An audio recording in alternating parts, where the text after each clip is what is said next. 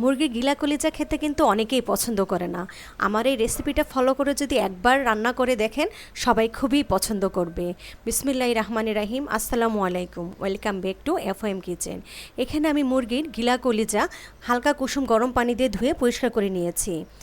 এখন আধা চামচ রসুন বাটা, আধা চামচ আদা বাটা, আধা চামচ লবণ দিয়ে আমি ভালো মতো মিক্স করে নিব।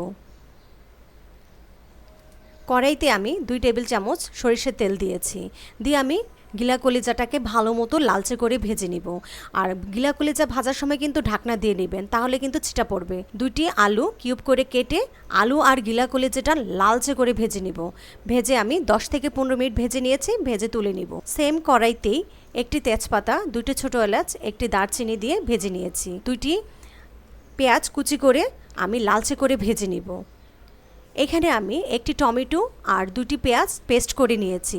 স্বাদ মতো লবণ দিয়ে মশলাটাকে আগে ভালো মতো কষিয়ে নেব, যেন টমেটোর কাঁচা গন্ধটা চলে যায়।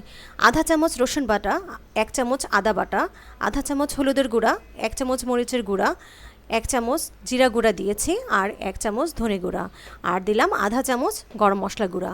একটু গরম পানি দিয়ে আমি মশলাটাকে ভালো মতো কষিয়ে নিব। কষানো হয়ে গেলে দিয়ে দিচ্ছি আধা চামচ কালো গোলমরিচ গুঁড়া, আর দিলাম কাসুরি মেথি হাতে একটু ক্রাশ করে দিলাম। এটা না থাকলে আপনারা স্কিপ করতে পারেন, তবে কাসুরি মেথি দিয়ে যদি কলিজা ভাজি করা হয় অনেক মজা হয়। আর যে কলিজাটা গিলাটা আমি ভেজে রেখেছিলাম সেটা দিয়ে আমি ভালো মতো কষিয়ে নিব। আর দিলাম কিছু ধনেপাতা কুচি দিয়ে আমি প্রায় 6-7 মিনিট কষিয়ে নিয়েছি। যখন তেল ছেড়ে উঠে এসেছে 1 কাপ গরম পানি দিয়েছি। গরম পানি দিয়ে আমি 10 থেকে 15 মিনিট রান্না করে নিয়েছি। যখন আমার কলিজা ভাজিটা হয়ে যাবে তখন 1 পিস লেবুর রস আর হলো কিছু ধনেপাতা আর 3টি কাঁচামরিচ দিয়ে আমি রান্নাটা শেষ করে ফেললাম। দেখেন কত মজা হলো, তাই না? এভাবে একবার রেসিপিটা ট্রাই করে দেখেন, আমার মনে হয় রেসিপিটা খুবই পছন্দ হবে। রেসিপিটা ভালো লাগে থাকলে লাইক, কমেন্ট, সাবস্ক্রাইব করে আমার পাশেই থাকবেন। ভালো থাকবেন, সুস্থ থাকবেন। আসসালামু আলাইকুম।